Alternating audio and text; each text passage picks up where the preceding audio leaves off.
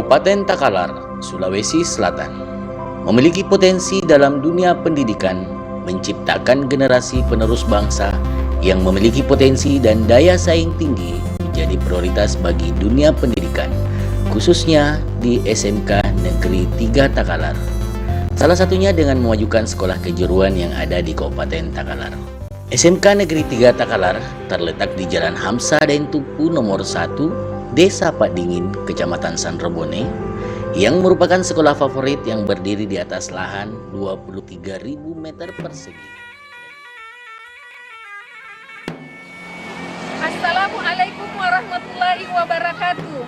Saya Sugiyarti, mahasiswa PPG dalam jabatan kategori pertama gelombang kedua Universitas Tadulako jurusan Fisika.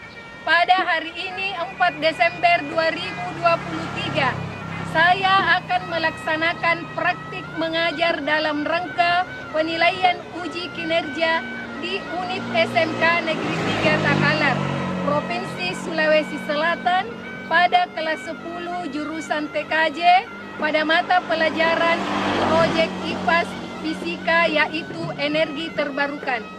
Terima kasih.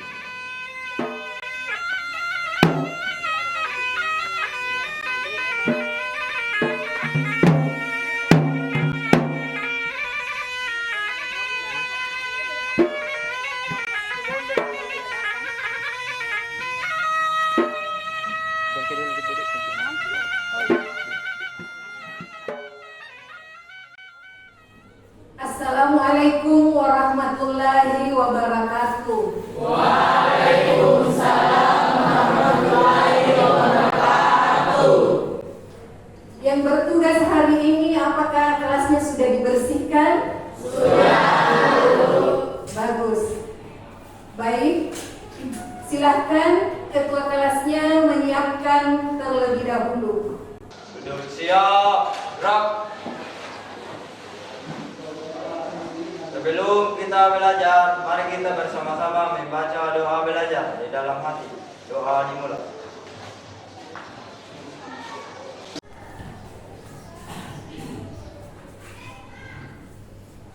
Hari ini siapa yang tidak hadir? Hasbullah. Hasbullah ini kenapa? Sakit ya. Lagi? Sakit ibu. Satu saja. Ya. Kita doakan semoga teman yang sakit cepat sembuh ya. Amin. Bagaimana kabar kalian hari ini? Baik. Alhamdulillah. Sudah siap mengikuti pelajaran pagi ini? Siap. Silakan naikkan buku paketnya. Silakan naikkan buku paket. Pagi hari ini apakah kalian semua sudah sarapan? Sudah. Alhamdulillah. Sarapan atau makanan yang kita makan itu yang masuk ke dalam tubuh, ya, terjadi yang namanya metabolisme di dalam tubuh kita, ya, itu yang mengubah makanan menjadi unsur kimia. Nah, inilah yang diserap oleh otot-otot kita. Otot-otot kita di dalam tubuh bergerak mengubah energi menjadi merubah energi kimia menjadi energi gerak, ya. Makanan itu sumber energi itu bersumber dari mana? Dari makanan, ya. Jadi untuk melakukan aktivitas kita memerlukan yang namanya energi. Kenapa berpikir memerlukan energi? Ya, belajar memerlukan energi. Setiap aktivitas kita itu memerlukan energi. Nah, itulah pentingnya untuk sarapan sebelum kita berangkat ke sekolah. Baik.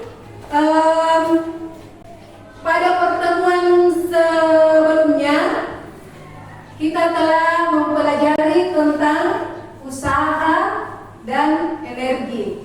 Ya, masih ingat? Masih. Adakah yang bisa silakan, apa itu usaha? Ya, silakan angkat tangannya. Apa itu usaha? Saya Bu. Ya, silakan. Usaha adalah segala sesuatu yang kita lakukan atau mencapai tujuan. Betul, jawabannya sudah bagus. Ada yang lain? Apa itu usaha? Ya, silakan. Usaha adalah kegiatan dengan menyalahkan energi, pikiran, atau badan untuk mencapai sesuatu tujuan. Iya, jawaban yang bagus. Jadi usaha adalah segala sesuatu yang kita lakukan untuk mencapai suatu tujuan. Ya, kalau energi masih ada tidak yang mengingat apa itu energi? Ya, silahkan. Ya, ya silahkan. Energi adalah kemampuan untuk melakukan kerja. Jawaban yang bagus. Silakan. Terima kasih atas jawabannya. Jadi energi itu adalah kemampuan untuk melakukan kerja. Masya Allah. Jadi jawaban semua itu sudah betul. Semua itu membuktikan kalian betul-betul belajar di rumah. Ya, ya. Terus masih ada tidak yang mengingat itu jenis-jenis energi? Saya Bu. Masih persepsi. Ya, silakan. Energi potensial, energi kinetik, energi mekanik. Iya, terima kasih atas jawabannya, itu sudah betul. Jadi energi potensial, energi kinetik, dan energi mekanik. Kalau jenis-jenisnya, sumber energinya, ada yang bisa menyebutkan sumber energinya dari mana? Sumber energi. Energi ini berfungsi membuat alat penggerak seperti speaker. Ya, Energi listrik untuk menyalakan alat elektronik atau lampu. iya, jawabannya sudah bagus. Ada yang lain? Yang mana yang termasuk sumber-sumber energi? Sudah tidak ada lagi? Ya, terima kasih. Nah, jawaban kalian semua sudah bagus. Berikan aplaus dulu. Tentunya kalian sudah sering menjumpai yang namanya kotoran sapi. Sering ya? Sering, ya, sering. Entahkah itu kotoran sapi, kotoran bebek, ya, yang memelihara bebek di rumahnya. Nah, itu biasa digunakan untuk apa, nak? Oh, iya, bagus. Untuk pembuatan pupuk biasa digunakan di bidang pertanian. Nah, bukan hanya itu lagi, kotoran sapi juga biasa digunakan untuk apa? Untuk sumber energi. Jadi untuk sumber energi. Itulah yang akan kita bahas pada pagi hari ini, ya. Pada pagi hari ini kita akan belajar materi tentang energi terbarukan. Ya, jadi materi tentang energi terbarukan. Apa saja tujuan yang ingin kita capai? Tujuan yang ingin kita capai adalah yang pertama adalah menganalisis energi terbarukan dan tidak terbarukan. Yang kedua, mengidentifikasi sumber energi yang memiliki keterbatasan. Dan yang ketiga adalah menunjukkan masalah keterbatasan sumber energi dan dampaknya. Nah, itulah ketiga tujuan pembelajaran kita pada pagi hari ini. Ya, nak ya. Terus di dalam proses pembelajaran yang ibu akan nilai itu bagaimana sikapnya, ya, sikapnya di dalam pembelajaran. Yang kedua pengetahuannya, dan yang ketiga adalah keterampilannya. Itu yang ibu nilai. Baik anak-anak, sebelum kita masuk ke pelajaran inti, ibu akan memberikan tes diagnostik untuk keperluan belajar. Ya, silahkan naikkan HP-nya. Ibu akan membagikan tesnya lewat link Google Form.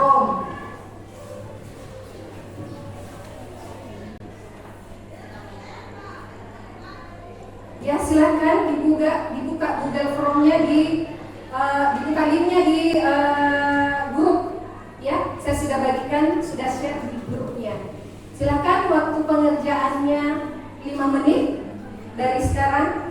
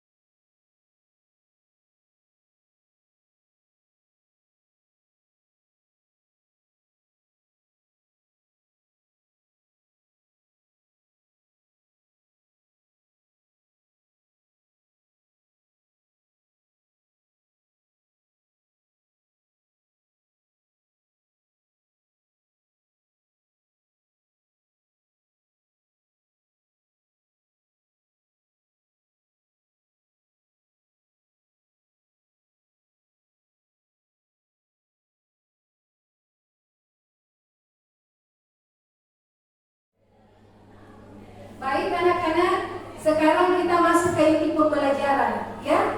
Yang pertama, saya akan memberikan sebuah masalah atau orientasi terhadap masalah. Silakan perhatikan di atas. Di atas adalah, ya, silakan mengamati 2 buah gambar yang ada pada layar di atas.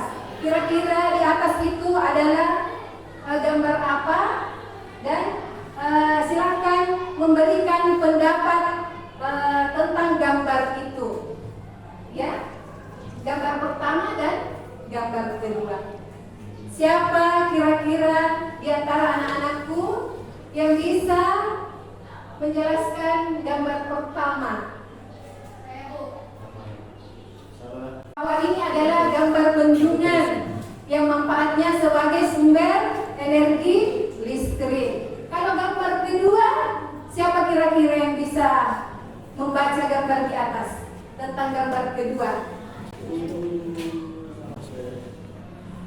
Angin merupakan energi yang terbatas untuk energi yang dapat didapat sehingga angin menjadi energi alternatif yang baik. Saat pembangkitan listrik, sumber alternatif, energi pembangkit fosil, energi ramah lingkungan.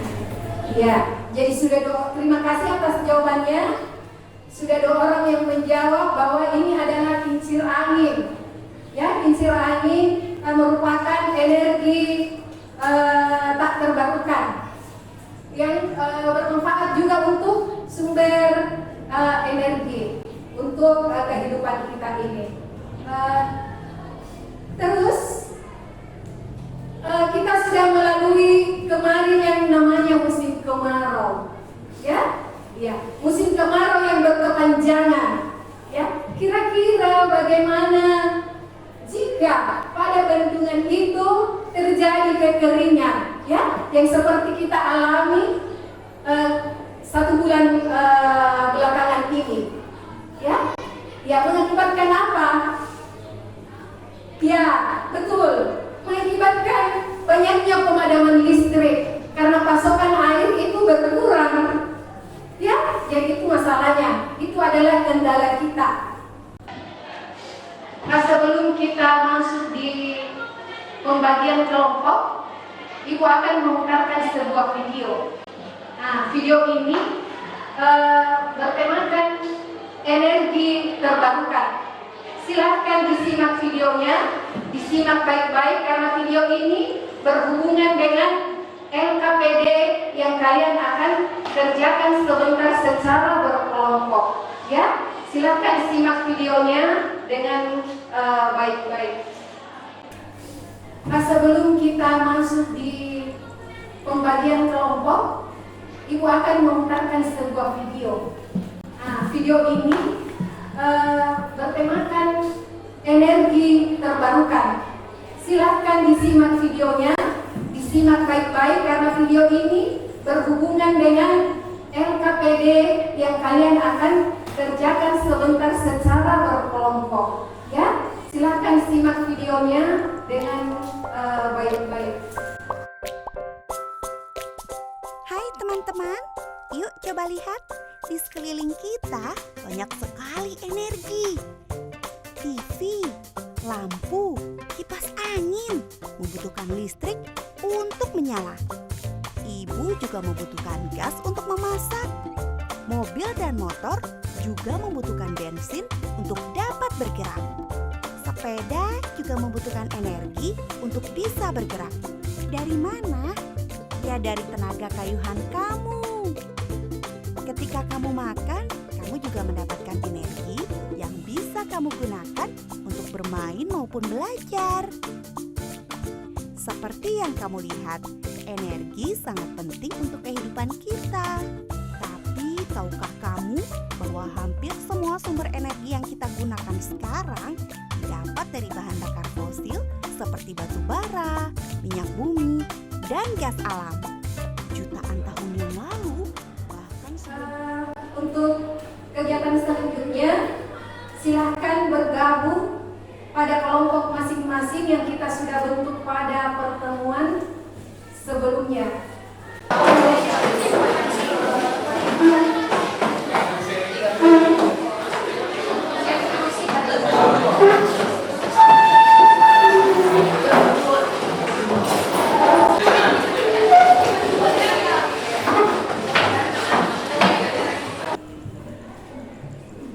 Baik anak-anak yang sudah bergabung dengan kelompoknya, sebelum itu Ibu akan membagikan LKPD. Nah, LKPD ini akan dikerjakan secara berkelompok. Ya, jadi harap setiap kelompok, harap semua anggotanya aktif di dalam proses pengerjaannya ya. Ya, saya bagikan LKPD-nya.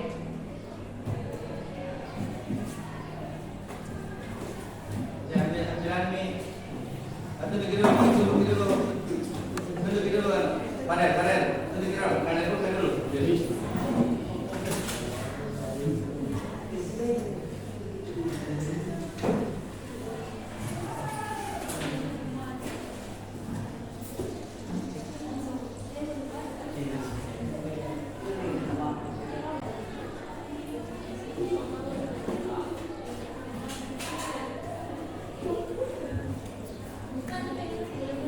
Oke, sekarang ambil kredit nih.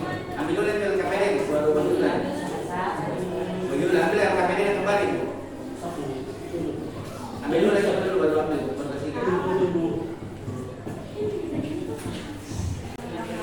Oke, 1, 2, 3, mulai.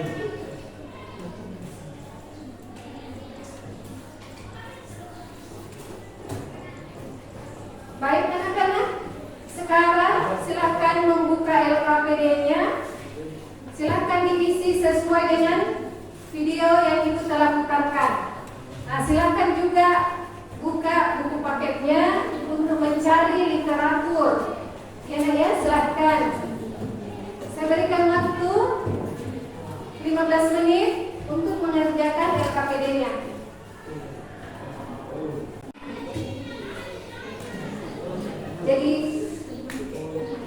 Jadi cara pengerjaan LKPD-nya Nadia berdasarkan dari data konsumsi energi di tahun 2013.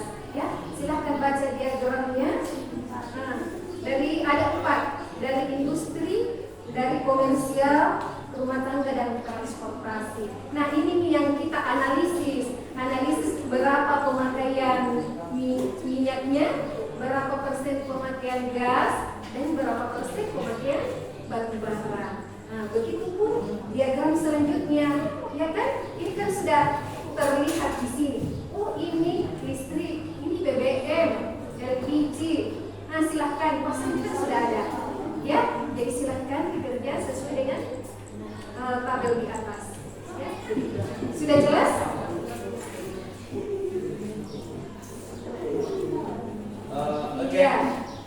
Iya, nomor 1 ini dibaca semua yang 4 ini dari sektor industri, Ya, sumbernya juga dari sini.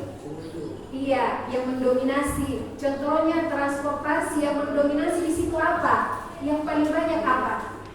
Iya, BBM, betul sekali. Itu saja. Ya, itu nomor 2. Oke, kan, banyak sekali situ. Jadi cara pengerjaan IKPD-nya Naira berdasarkan dari data konsumsi energi di tahun 2003 dari industri, dari komersial, rumah tangga dan transportasi. Nah, ini yang kita analisis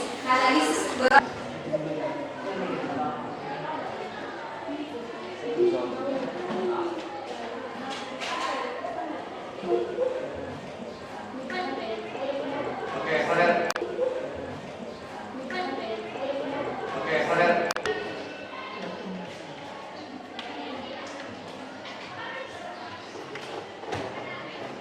Silakan diisi sesuai dengan video yang Ibu telah putarkan. Nah, silakan juga buka buku paketnya untuk mencari literatur. Ya, silakan.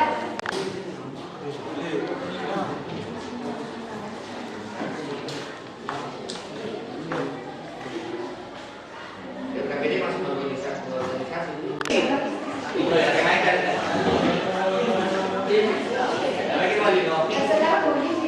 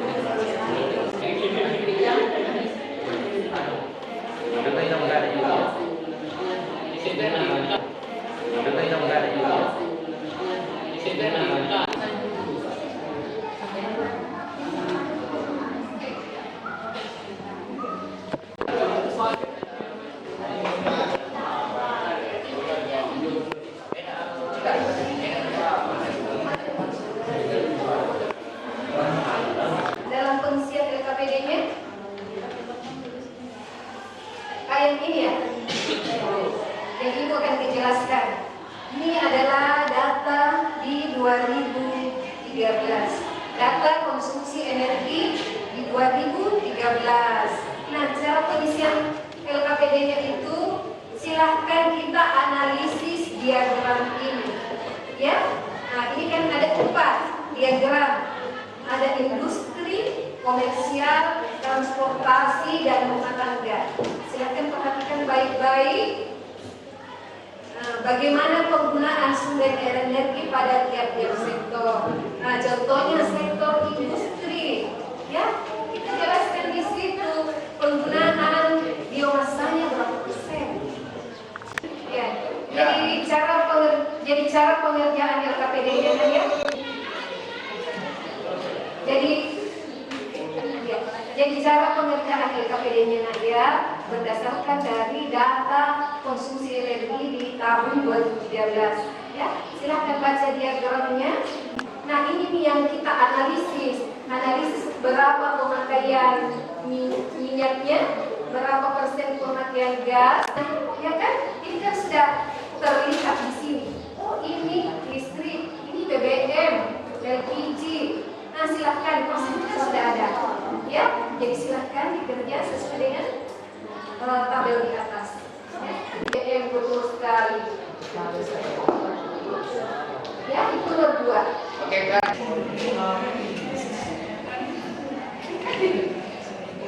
Ya.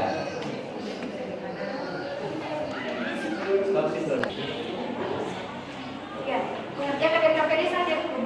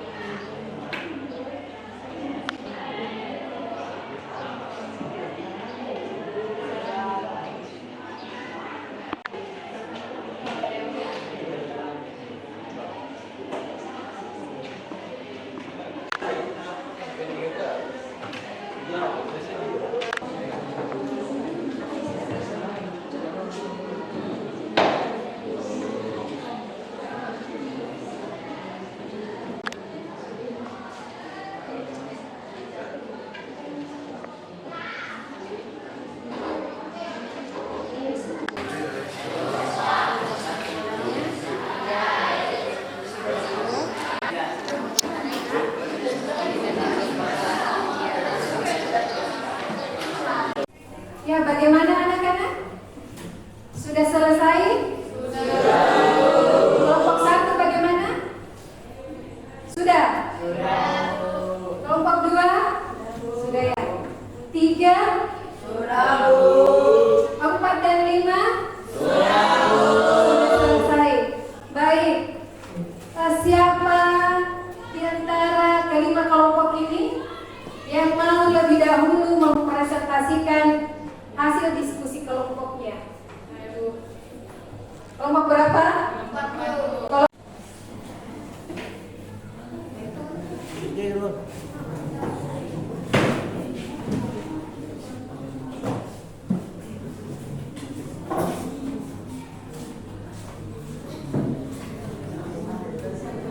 Assalamualaikum warahmatullahi wabarakatuh. Stop. Ke sana. Assalamualaikum warahmatullahi wabarakatuh.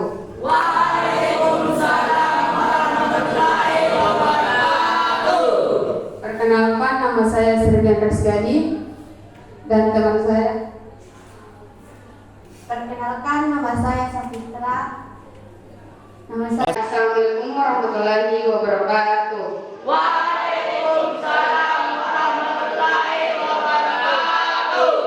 Perkenalkan, nama saya Srivian Resgadi. Kelompok 4 ingin mempresentasikan hasil diskusi kami.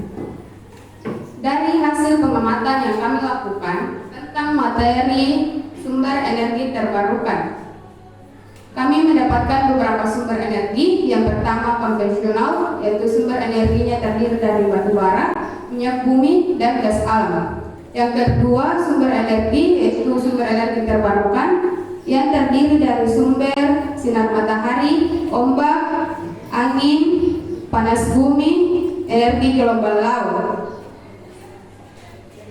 Dari hasil analisis yang kami peroleh, yaitu penggunaan sumber energi pada tiap-tiap sektor. Yang pertama adalah industri 47,4%, komersial 4,1%, transportasi 35,0%, rumah tangga 10,3%.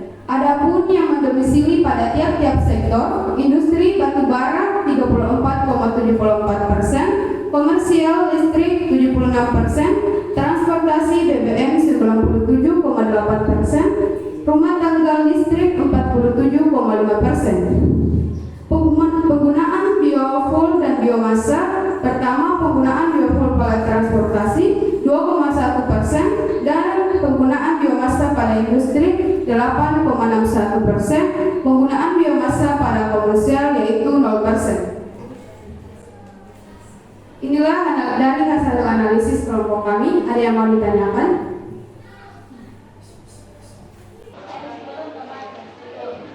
Pertanyaan dari kelompok 2, apa itu MTOE? Mohon dijelaskan.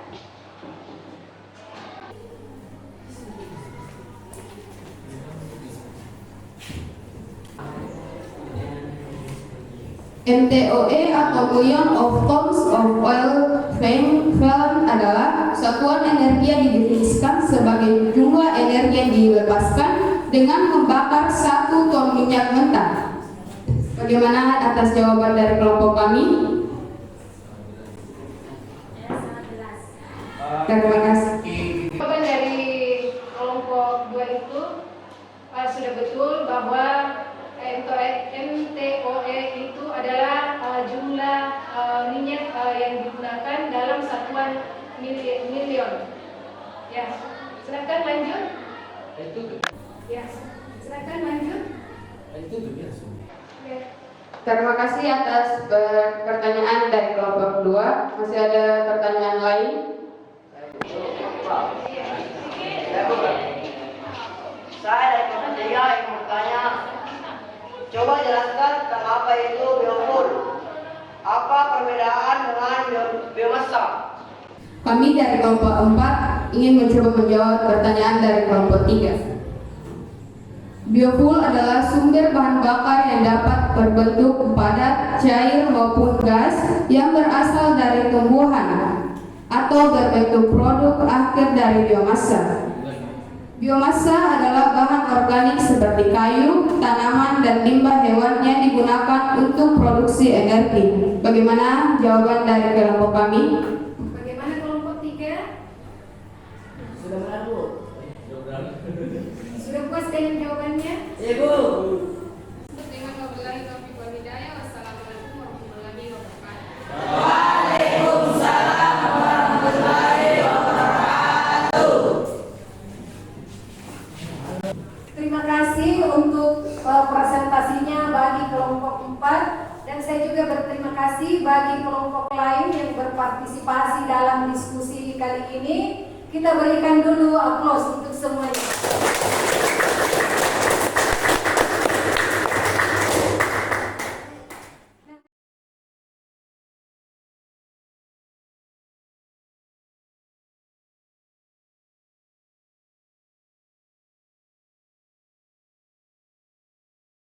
Itulah kegiatan pada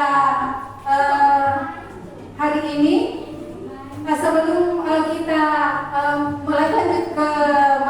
Sebelum kita lanjut ke kegiatan berikutnya, Ibu sudah kirimkan link di HP-nya. Itulah tadi rangkaian kegiatan yang kita lakukan pada hari ini, bahwa energi terbarukan itu adalah energi yang dapat diperbaharui, ya. Contohnya angin, air, terus energi tak terbarukan, ya. Energi tak terbarukan itu energi yang lama-kelamaan jika dipergunakan akan habis. Contohnya minyak bumi, gas alam, dan batu bara. Nah, itu. Jadi kesimpulan pembelajaran kita hari ini bahwa energi terbarukan itu adalah energi yang bisa diperbaharui, ya, atau bisa dipergunakan atau bisa didapat secara terus-menerus. Contohnya angin, apa lagi? Air. Nah, itu yang bisa terbarukan. Yang tidak dapat terbarukan itu yang habis apabila digunakan secara terus-menerus. Contohnya minyak bumi, batu bara, dan gas alam. Ya, itulah ya. Ada pun manfaat dari energi terbarukan. Manfaatnya itu mengurangi pemanasan global. Yang kedua, hemat sumber daya. Ya, yang ketiga, sumber energi melimpah. Itulah kesimpulan dari pembelajaran kita hari ini, ya. Bagaimana perasaan kalian mengikuti pelajaran hari ini? Senang. Alhamdulillah. Jadi anak-anak, di buku paketnya itu ada di halaman 73 bagian C. Silahkan kalian kerjakan di rumah. Di sana ada 5 nomor, ya. Pertemuan berikutnya nanti kita akan mengumpul. Nah, selanjutnya pada pertemuan berikutnya kita akan masuk ke materi bumi dan antariksa. Ya.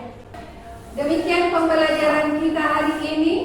Silakan ketua kelas untuk menutup pembelajaran.